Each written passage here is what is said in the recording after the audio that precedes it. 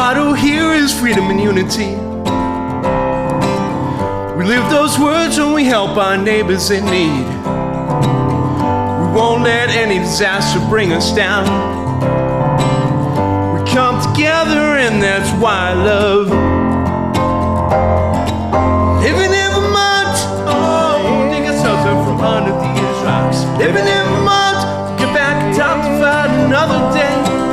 Living in Vermont, we know a thing or two about mountain life. Living in Vermont, gotta be tough as nails to live every day. Play, Sammy. Me.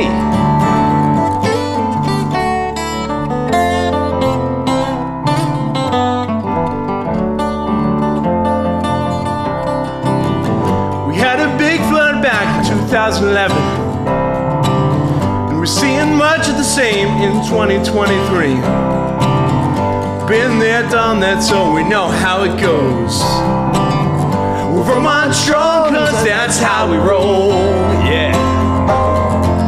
Living in Vermont, oh, niggas house out from under these rocks. Living in Vermont, get back on top and find another day.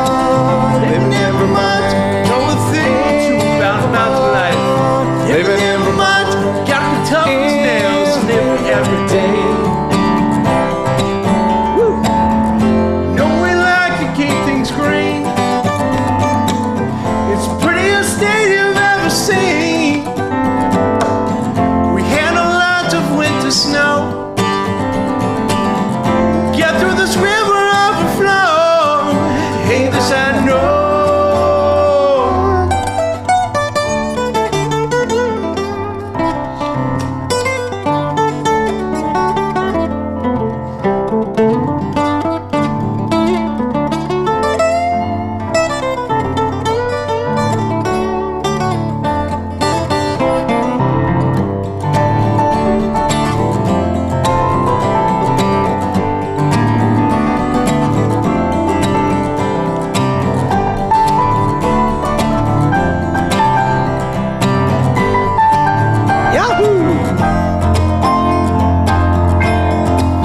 Living in Vermont, oh, dig ourselves out from under these rocks. Living in Vermont, get back on top and fight another day. Living in Vermont, know a thing or two about the mountain life. Living in Vermont, gotta be tough as nails to live here every day. To live here every day. To live here every day.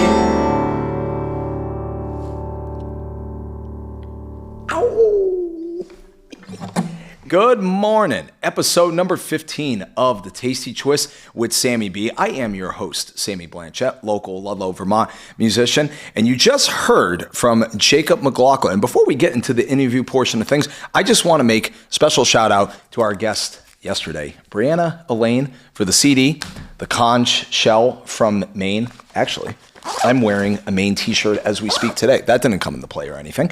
And then also a shout out to the Eatery by Vermont Bliss in Ludlow for the breakfast sandwiches, and our good friends at Stuart Maple in Cuttingsville, Vermont. So yes, we have Jacob McLaughlin here. And where do you live in Vermont now, Jake? And you're originally from Connecticut at like one tiny point. You're not from Connecticut. Oh, okay. My parents are from Your parents are from Connecticut. That's right. Great. So born and raised in Vermont, you started playing age 9, correct? And just keys, or did you play other instruments too? It was just piano right then. But funny enough, I really wanted to start with guitar. Yeah. And that was kind of the big thing. All right, I really want to learn guitar, Ma. Nope. You have to start with piano. All the greats did, like Paul McCartney, John Lennon, and stuff like that. And piano was what we had available in the house easily. The local librarian, Helen Donis at Whiting Library, saw me, and she, was there back, I think, when I was 5 and first getting into reading and everything. And she's, let me see how your fingers are doing. And I think it was more an act of how good is your attention span right now. And 9 seemed like a good age for that. Yeah. And started teaching me. As opposed to 5, right? When you're getting introduced to video game systems like what I did. Like that. I was probably more like 7 or 8 that the video games came in, but yeah. What did you find at age 9? What did you find easier, sight reading or playing by ear? Did you already have like a knack? I didn't really get into the ear stuff until a little bit later. It was more sight reading and more. I don't really want to be doing this. Yeah. Which it can be a struggle, and when you don't have heroes that you can think of, oh, this person makes this instrument look cool. Guitar looks so much cooler, but you listen to more music, you mature, and you find your knack. Yeah, it's one of those things. I think it's great that you have an interest in guitar in addition to keys, because yes, a lot of people, myself included, I have a little bit of knowledge on the keyboard, but for some reason I always found, and this is just me, my take on it, that I didn't really find playing piano as easy as everyone said. Oh, it's all laid out here. It's got all the foundations, the building blocks for everything you need.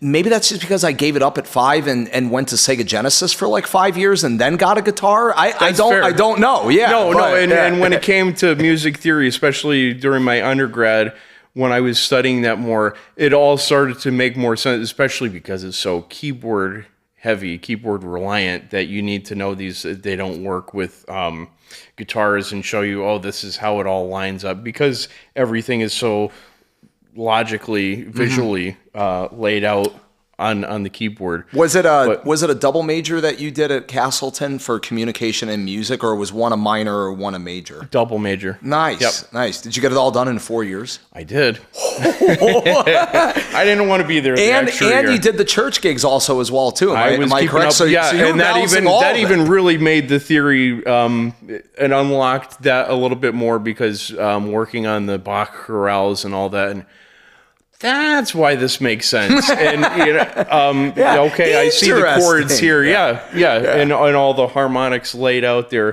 But yeah, I started with piano, and it was like 4 years into it when I started hitting my teen years, and started playing something other than getting in a music, groove, confidence, getting into jazz, and playing some of the stuff that I heard on the radio, and getting a little bit into the ear training stuff that you were referring to. Sight reading and ear training. Yeah, absolutely. Growing up, you mentioned Paul McCartney being one of your influences for piano. Obviously, legendary bass player, legendary band, obviously. And still, 84 years old, playing 3-4 hours nonstop, like the great Bruce Springsteen doing it also, too. Paul McCartney's got a few more years. Who are some of your biggest influences growing up, listening-wise, that really stuck out to you when you were developing your craft at an early age? Definitely Beatles. Coldplay kind of hit me right in the teens that I was just about to get to, with Parachutes and A Rush of Blood to the Head. Those solid album.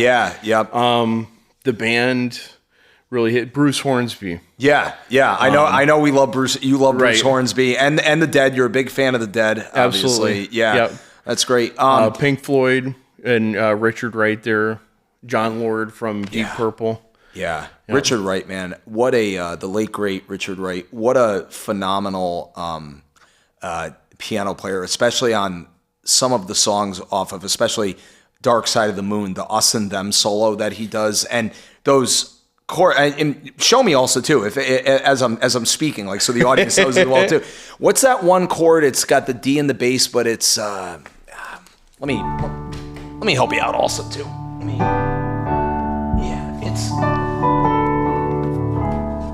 That's not it. No, hold on. Let me see. It's some. No. Darn it. Hold on. Wait a minute. Wait. Something like that. And then it segues to G major 7. That's like your Hendrix chord there. Yeah. No, listen. Purple Haze. No. So, anyways, Richard Wright, just phenomenal there. So, when did you actually start? I guess like an important question. Besides getting comfortable with your craft and with sight reading and all that, when did you actually start? Not only playing out voluntarily, like open mics in front of people, but also like started getting paid for work also as well too. That was when I hit 14. So my first piano teacher, Helen Donis, thank you so much. Rest in Shout peace. out. Yeah. Shout out. Yeah. But she took me to like as far as she figured that she could take me on piano. But then she kind of reeled me back in. We both attended St. Joseph's in Chester. That's my boyhood parish. Oh, nice. And she said, I want you to start learning how to play the organ. And she taught me a little bit there, started having me play one hymn during the Mass and then a couple more. And until she got me playing the full Mass, and she kind of wanted to take a back seat from some of that. And then she played as well at some of the other churches around town, like the Unitarian Universalists, and just getting to be a substitute organist. That's where I kind of started picking things up, and then getting out playing places like the Fullerton Inn. How is it dynamically playing a church gig for you? Do you sing when you're playing like on the church gigs too, or is someone when else I singing? First started organ, I did not. And then I had a few parishioners there saying, well, don't you want to sing a little bit as well? At first you're like, and no. I was like, no. But, in my teen years, you're like hiding in the back. Who's volunteering? Raise your hand. No, I got to go hide. Right. 15 or 16, I was kind of starting to write some of my own songs, and to be able to play and sing that, I want to be able to sing as I'm playing, so I was getting into that a little bit, but with encouragement from some of the congregants and from some of the other priests that I worked with playing funerals and things like that. You have a good voice. You should use that a little bit more. Yeah. Try to see if you can especially do that in a while church you're where the playing. acoustics are not the greatest to begin with sometimes, depending on how high the ceiling of the church is. Right. Your voice can really carry. Because you have a magnificent, powerful voice also, too. I would imagine like it really carries. I do have a mic, at the current church at, my parish now, Annunciation Parish. I have a microphone that I set up right kind of in the organ bench so that it doesn't get knocked over. People start walking in. Testing, 1, 2. Is this thing on? Come into the house of the Lord. I had one cantor, every time he'd turn the microphone on, he couldn't quite hear the microphone turn on, and he'd tap on it and... hello, is this thing on? Hello. But I go up there and I sing and play at Annunciation, and I have my friend Heather Mealy who comes in and she'll cantor some of the other masses when she can. Have you learned a lot about dynamics of volume control and other things from church gigs, or did you learn more about? Because I would imagine playing in a mass, it's not really about reading the room. You have like the set start and times of the hymns. But describe how you learned a little bit about reading the room, connecting with your band members like on stage. Did you develop a lot of that primarily from open mic, I would say, like starting out about? Open mic or just playing out with people in general. There's a lot of listening that happens that you don't necessarily pick up from going to a lecture or even necessarily in some of the private lessons. Going out there and playing and just experiencing, and you need to tone yourself down and listen to what else is going on. If it's your place to go ahead and solo and shine, you come up and do that. Back off and be a part of the whole unit when it's not your time to shine, and so that the person who is leading has that chance to go ahead and do that. You also kind of get a feel for, are things dragging? Are things going a little too fast? What and works, being what an accompanist, doesn't work. You kind of learn, as an accompanist, the role is more, I need to follow a singer, but you also learn a little bit what you can get away with. And that also comes with performing and getting in front of a live audience as well. And practice as well, too. Consistency. Yeah. Definitely. I would imagine a lot of that can be discussed amongst other artists at open mic, for example, right? Like you guys can give their own constructive criticism on how to clean up some of those things, or like based on their experiences. I would imagine. Absolutely. Besides Killarney's and New American Grill, are there any other open mics around Vermont that you've hit over the years? I have played at the Pizza Stone one a few times. That's back, by the way, on Wednesdays. The Clear River Tavern. That's a little bit of a hike for me. Yeah. Trying to think of where else lately. Didn't they do? Don't they have one up in Rutland? Anglers Pub has one. Or wasn't it Center Thursdays. Street Alley? Didn't Center Street Alley also have one Center Street on Wednesdays? I think. Yep. Yeah. Haven't been up to Rutland in a bit, but I need to get back there. Been a hot minute. Rut Vegas, as they call it. Yeah. Kind of tell the audience a little bit the experiences you've had with playing solo shows versus being in a band, and like the pros and cons of each. Sure. Well, playing solo, you only have to worry about yourself loading. You make all the money. Loading out, you make a little bit more money. There's that. Yeah. You can have a little more freedom with how you play and some of the dynamics, like you say. Whereas you have to kind of communicate things beforehand a little bit, or have the relationship with your ensemble beforehand. But playing with an ensemble, it can mix things up where, if you play the song, you might play it the same way all the time. Playing with other people always mixes things up. Or you come up with new ideas for like new covers, new segues. Right. Or even I was talking with King Arthur Jr. a little bit about this last night. Shout out to Artie. Shout out to Artie. We'll get you on here eventually one of these days, bud. You just tell us your schedule. It's back to the listening bit. You listen to hear what someone plays, and then you respond in kind, or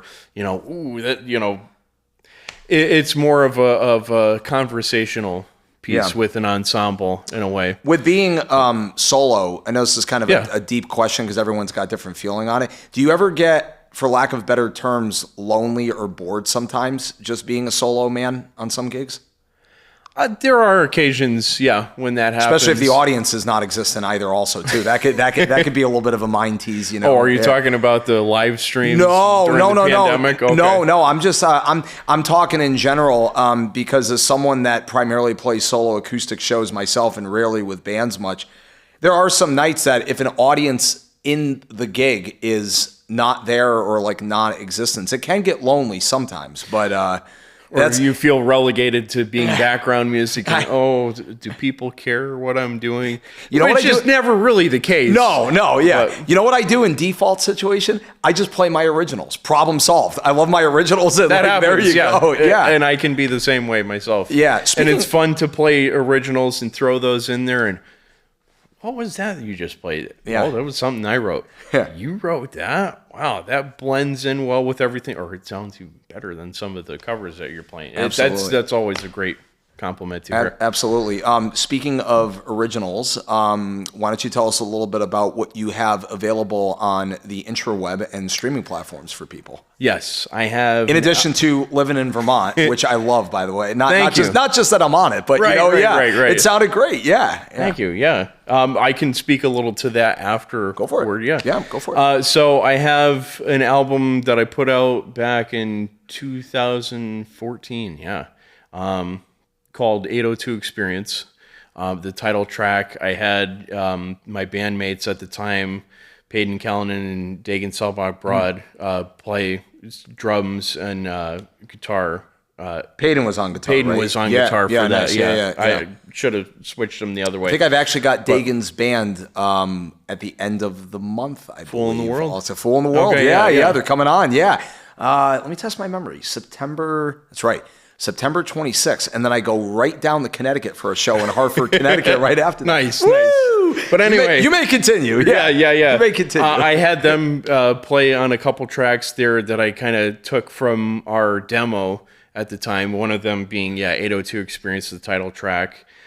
Zero Gravity is on there. But that's kind of an 8-track experience, showing off some of the diversity, because I play dinner music, I play the church stuff. I've played with other choirs, as an accompanist to soloists, jazz gigs, probably and all cocktail that. hours for weddings also too. Probably weddings, funerals, Yep. All sorts of, even as a studio musician. Yeah. In the recording studio a little bit. And are those originals, are they all based on your experience as a Vermonter? I would imagine like based on the title or... Not necessarily. That was just kind of the standout single that seemed to strike me that I want to push that one forward. That's awesome. But yeah, the album kind of ranges in sound from like jam band rock. Then it gets a little lighter, almost like some of the Coldplay stuff that I was mentioning earlier. There's a ragtime piece on there. Nice. Sounds like it fit in New Orleans or something. But a bit of a diversity of sound. But yeah, I've been trying to save up to get back in the recording studio because I have like 4 albums worth of materials unrecorded that I need to get out there. Yeah. And with some of the downtime during the pandemic, I finished up some of the fragments that I had, and we had a lot of time to write songs that time, man. I relate too. So, when did you start writing your own music? That was around age 15 that I kind of started writing. I abandoned some of those compositions back then because when you first start writing, oh, this is great. And then you sit with it a little bit. That's a little dated. It doesn't really hold up. How do you go about writing a song? Do you start with lyrics or noodling around on the piano? Do you write stuff down on like a notepad? Do you record it with your phone? So that way, if you don't finish it today, you can come back to it like the next day. Right. Well, it can vary a little bit.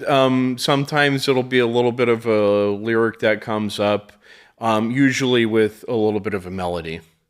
Or sometimes there will be a melody that kind of strikes me and, I need to, and, let me play around with that a little bit. And then noodling with that, you hear words that suddenly kind of come out of the fog. It seems that, this fits perfectly with that. And then right around that, whether it be starting with a verse or you find I find a good line that, this would be a good mantra or adage for a chorus. Sure. And go from there.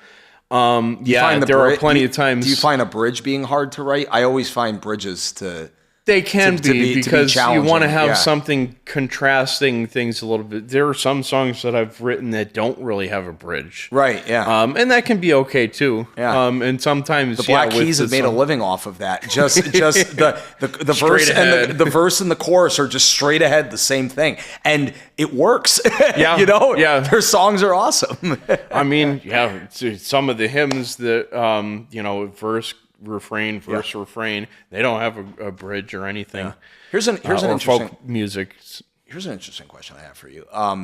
When you're writing lyrics, do you prefer a lot of words in a song, or do you try to keep it as simple as possible? The reason I ask that question is because I am the king of reading on an iPad. Yes, I cheat to some degree. So I need as little words as possible. Do you wear shorts on stage? Yes, I do. I do. You're catching on. I know, yeah. Okay. We're both members of Cover Band Central. Yeah. Okay, Squirrel Chipmunk. All right, where was I going?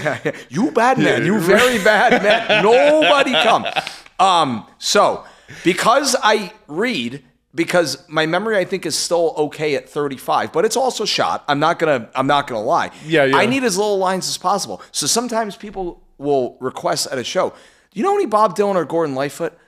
I do the Jay Osborne side because it's like, okay, there's 10 verses right there that I have to memorize or read. Okay, let me go to that. That's where you have a little pedal for your device that can help scroll. Now that's where that comes in now you're speaking handy. My language, I think. Yeah. I got to get on that. Yeah.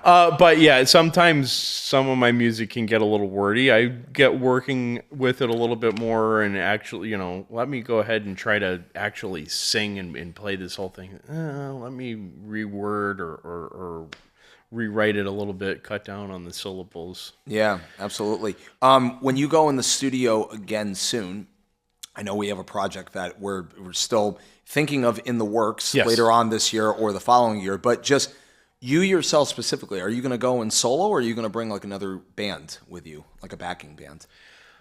I think I want to kind of pull various musicians that I think might fit each of the different songs. Might be crazy, but and I'm definitely planning you in there. Yeah.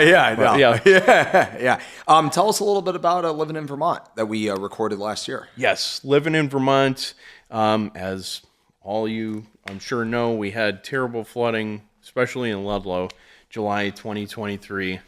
I felt terrible. Fortunately, I wasn't really affected, but seeing this whole community, seeing other spots in the state affected, very challenging. It was awful. Yeah.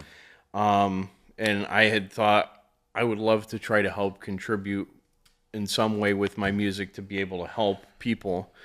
Vermont Recording Studio reached out to a bunch of people and put the word out. Hey, we want to put together a charity album with original music. Yep. So I reached out to them.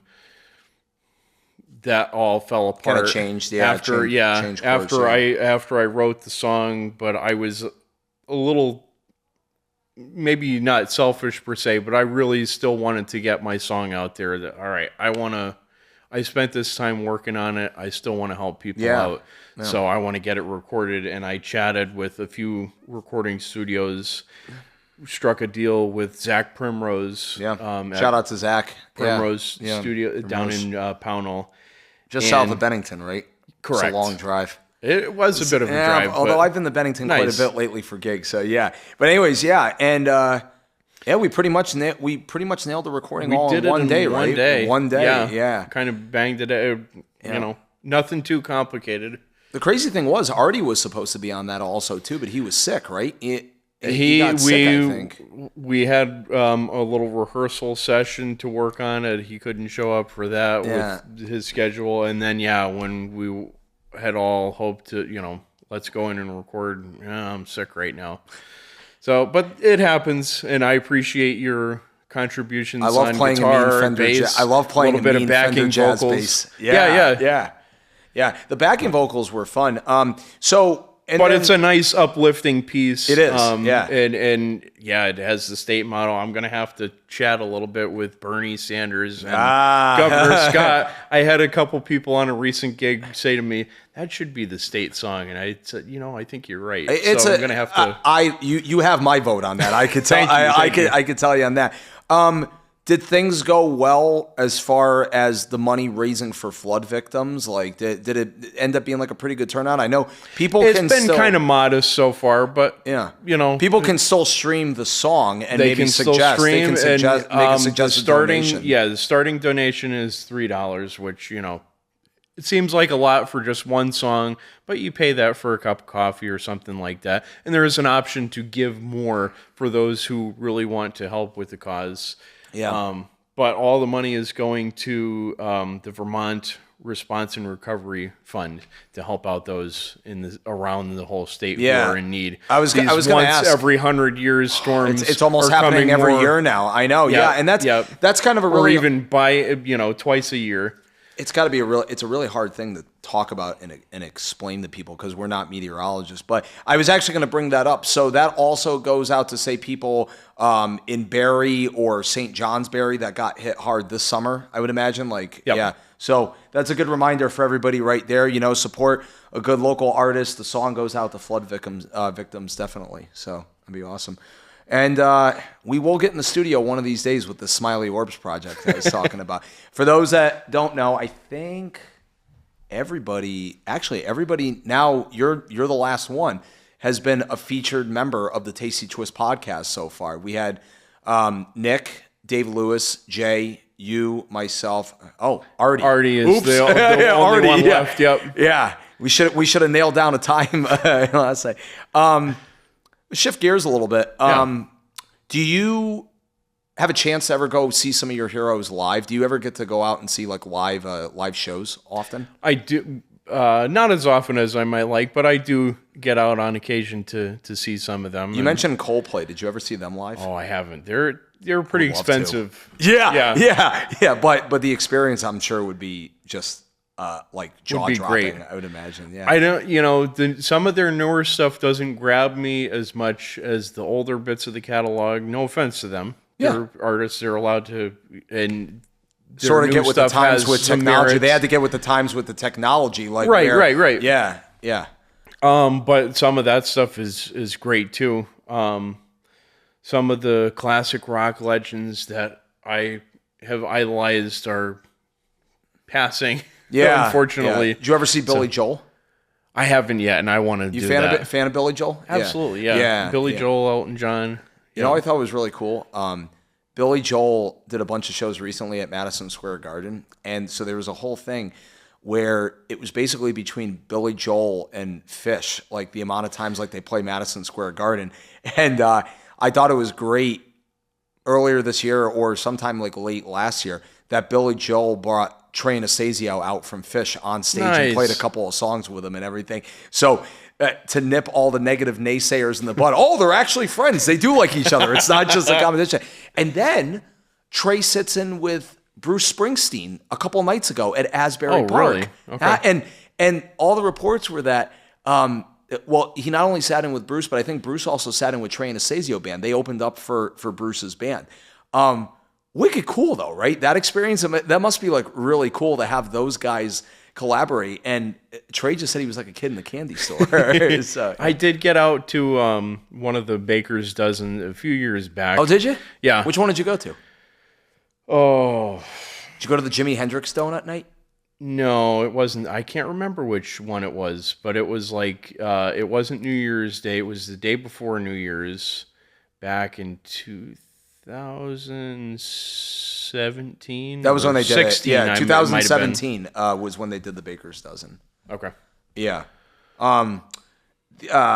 Anyways, Madison Square Garden is a fun venue to go see a show, though. Yeah. Have you seen what the Sphere looks like out in Las Vegas? Just over photos online. Doesn't it look incredible? Yeah. It's I was talking to Jack a little bit about that over the weekend at New American Grill, and he was like, saying, bro, cool, man, bro, you don't even have to see Yeah. Dead and Company there. Just go and experience some. You don't even have to have a beer. You don't have to be high on weed. You just go there and you see the visuals and dude, yeah.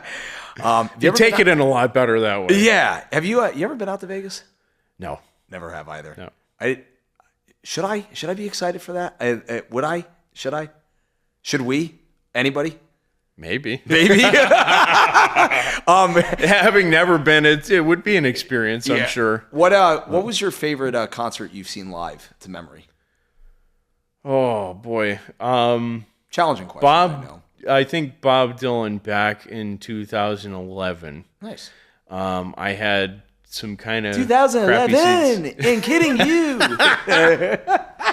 I had won a couple tickets on the radio, and they were lawn seats. I wish I had gotten. Where was that? Where was this? It was at Bank of New Hampshire Pavilion. Oh, okay, yeah, out in Guilford. Out in Guilford, New Hampshire. Nice venue. Yeah. And the one song that really I hadn't really heard before, but it struck me well that night was "Make You Feel My Love." It's been covered by so many. A lot of people these days might know it from Adele. Garth Brooks has covered it. Yeah. Okay, yeah. That's The Way You Make Me. Yeah. Feel. Oh, so that's a Bob When the rain is blowing in your face. Yeah. Well, darn, her version is spectacular.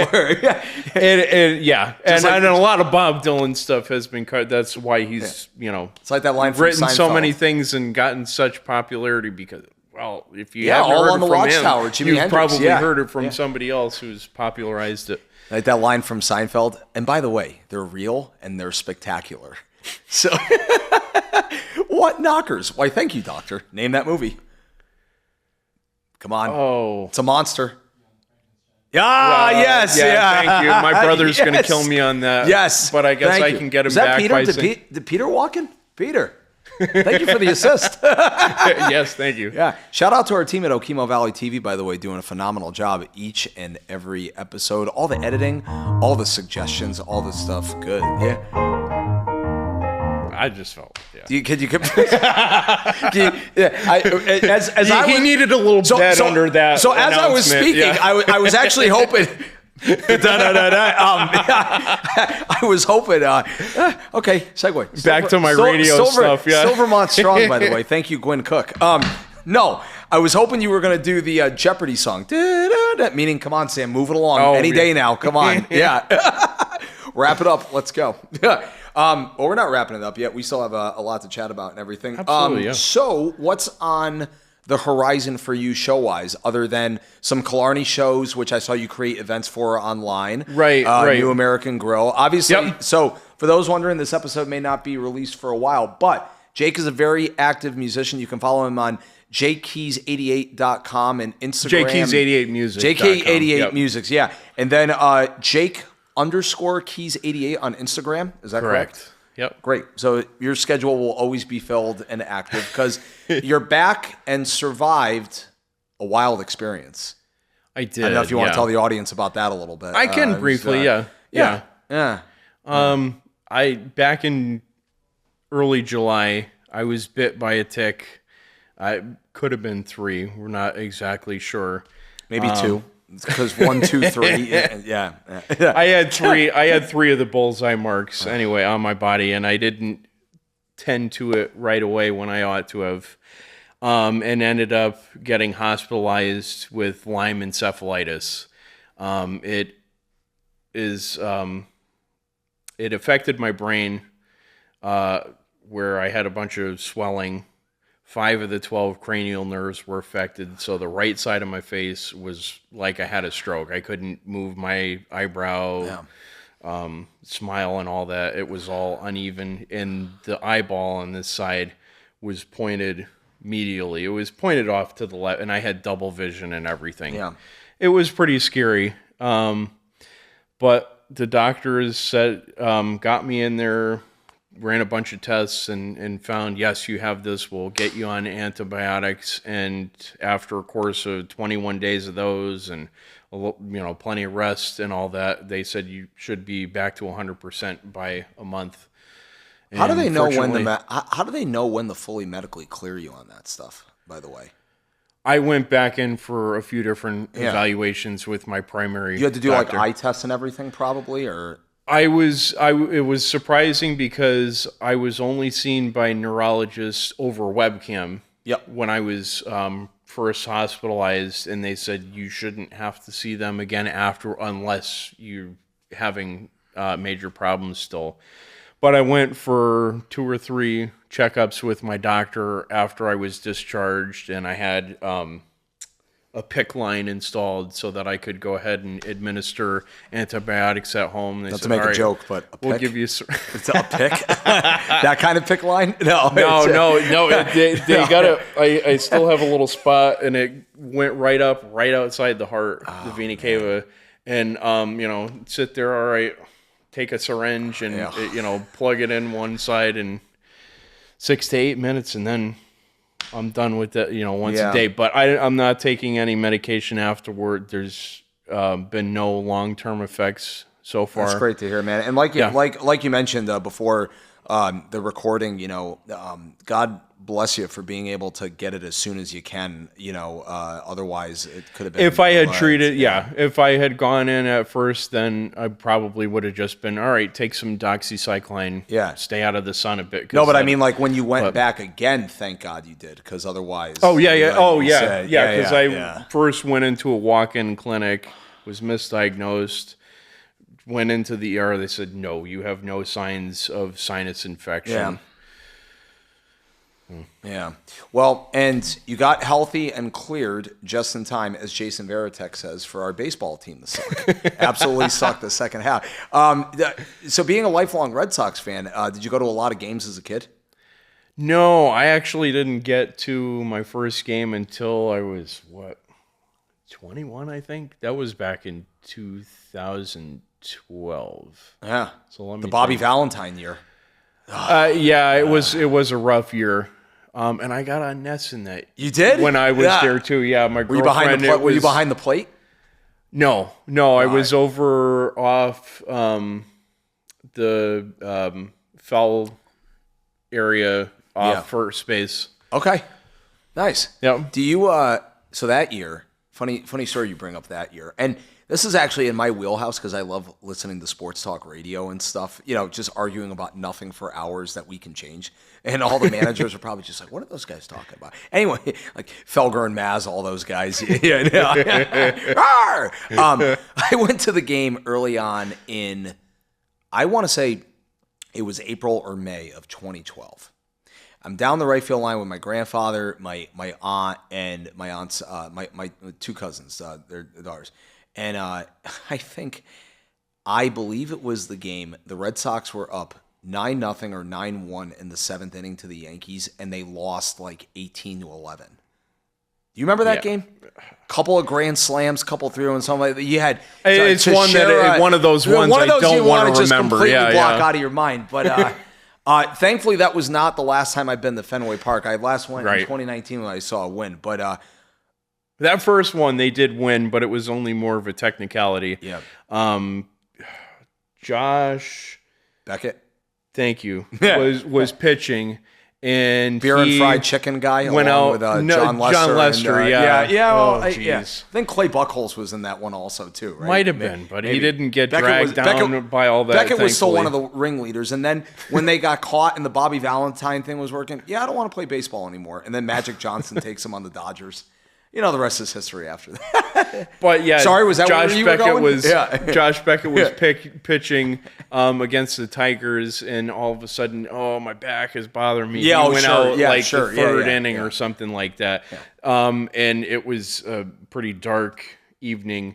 It started raining, and they got through, I think, to the 6th inning. Yeah. When they had to call it, and the Red Sox were still ahead, and they weren't sure were we going to pick it up. But I didn't want to stick around in the rain to find out. And later they called it, Red Sox won. Yeah, I think a couple of years later when he was on the Dodgers, didn't he pitch a no-hitter?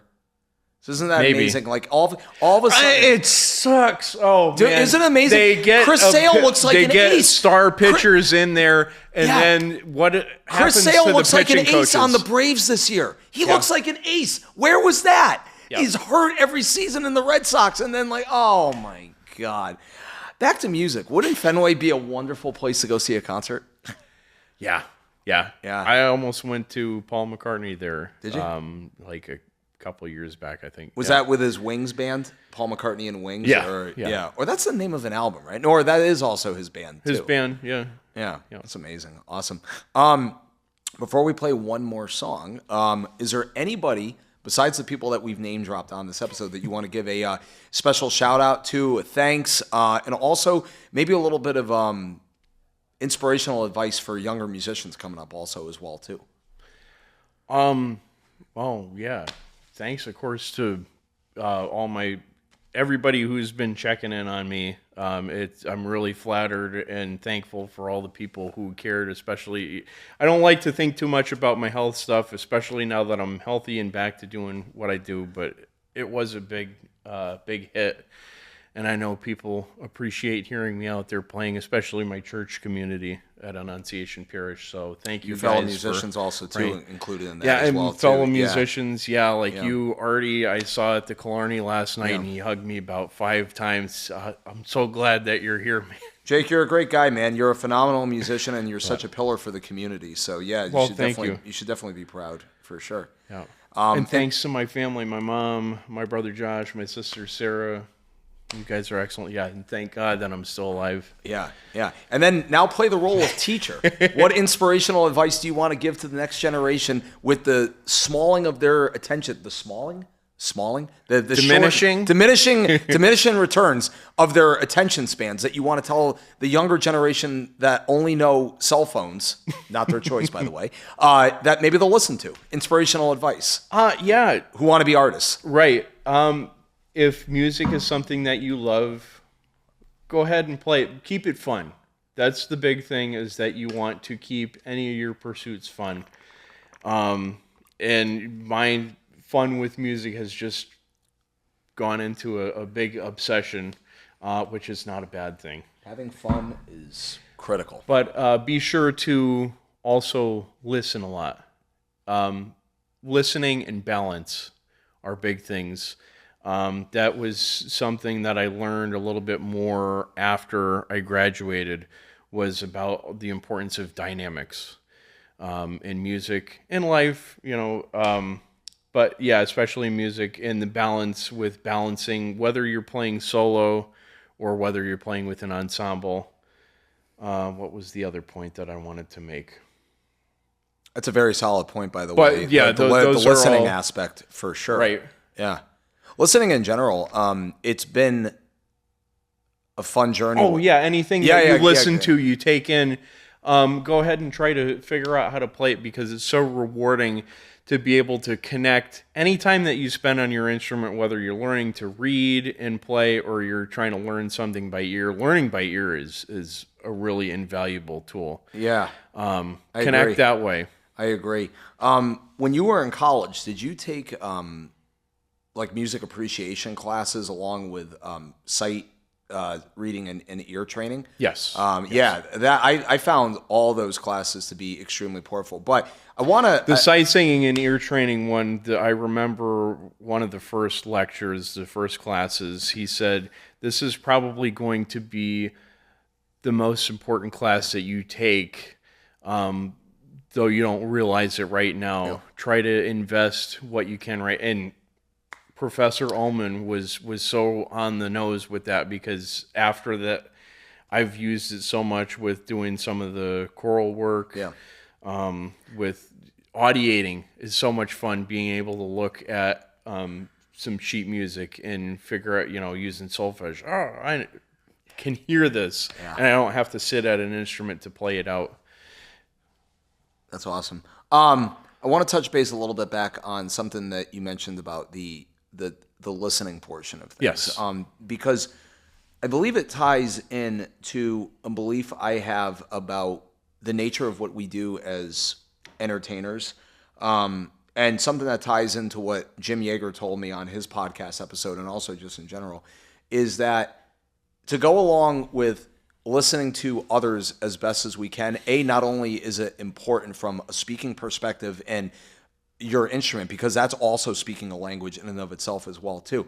But when you're listening to your band members, it could translate well for the audience who are being represented also by servers and bartenders in or weddings, for example. So the point I'm making in a nutshell is it's a total team effort. And the more that you pay attention to what you're doing on stage from a volume perspective, from a having fun perspective, it's all a presentation for the customer service industry. And we're all, so the more we listen and like help each other out, I think it's a win-win for everybody. You may not even think about it or realize it, but as they're walking around doing their thing, they have their ears open. Oh, they do. Yeah, yeah. And sometimes whether they're some of staring them at are their not phone or afraid. not. Yeah, some of them are not afraid to let you know afterwards. Gee, oh yeah, woodshed this or that. Yeah, nothing against. In a nice way. Oh, absolutely. Yeah. Funny story on that. This is nothing against a lady that wrote this as a constructive criticism on a note that I did recently at Okemo. But she very kindly wrote a constructive critic note and left it in my tip jar to go along with a $20 tip. And it said, "Not for nothing, you play one song by the Grateful Dead of a friend of the devil is a friend of mine." And a lot of people make like really bad choices in life. So maybe like the songs that you choose to play, maybe make sure that they're about like people making like good decisions and everything. And I thought about that. I'm like, it's a very interesting perspective to take on Friend of the Devil by the Grateful Dead. And I understand mostly where she comes from. But from one side also as well, I calmly and kindly completely disagree with that perspective because it's a great song. I love the song, but I understand the message she was trying to say. But I was just like, yeah, I'm not canceling Friend of the Devil out of my repertoire. I love that song. Sticky subjects on some of that. Yeah, but anyways, original music. Why don't you take us home? Let's take the audience home. Sure. What do you say? Have you had fun today?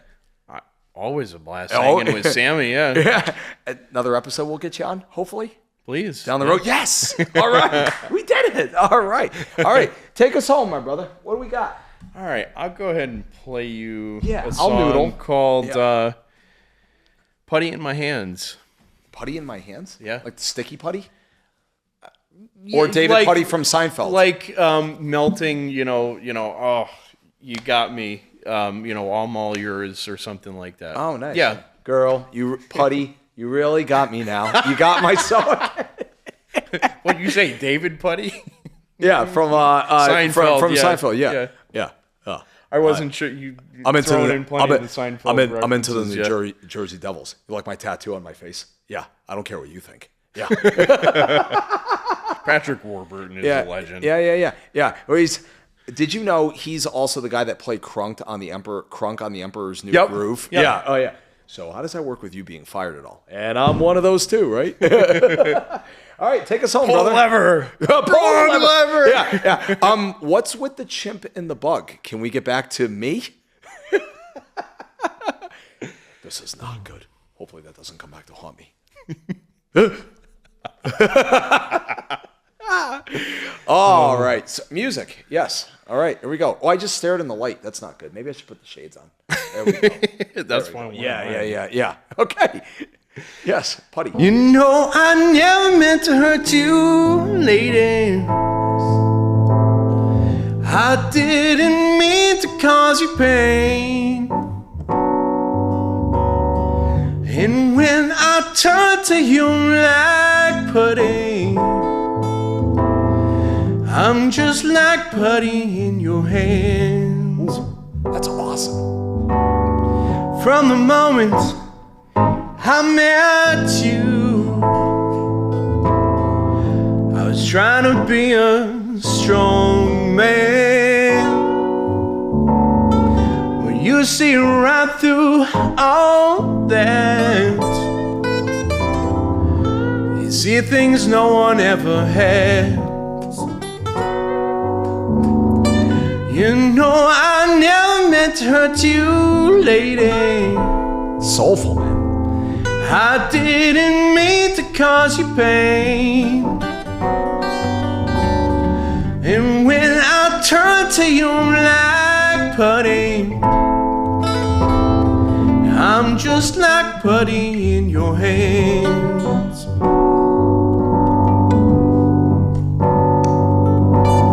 Sometimes, Maggie, we can get so upset. A little spice leads to tenderness. Even with all my flaws, you still take me as I am. You still want the best for me. You make me stand tall, you make me so proud. For all this love I will shout aloud. You do so much for me, girl, that I want to thank you. You know I never meant to hurt you, lady. Woo. I didn't mean to cause you pain. And when I turn to you like putty, I'm just like putty in your hands.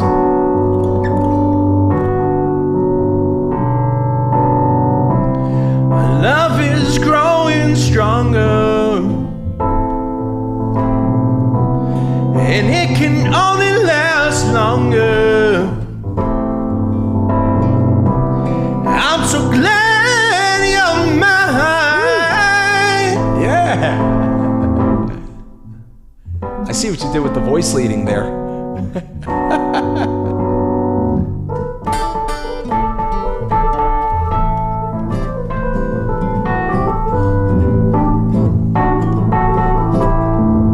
Sweet boo boo boo boo boo doo doo.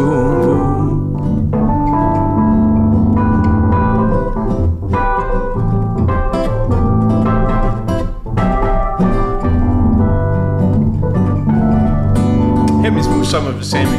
Okay.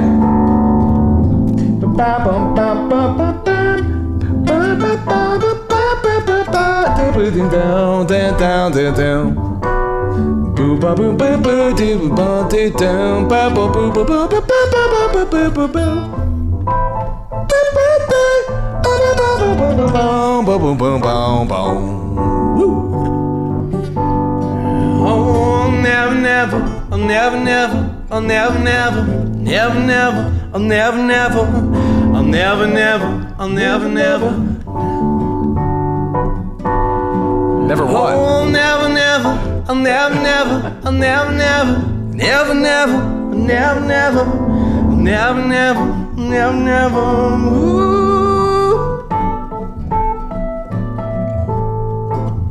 Never ever what? Know what I mean?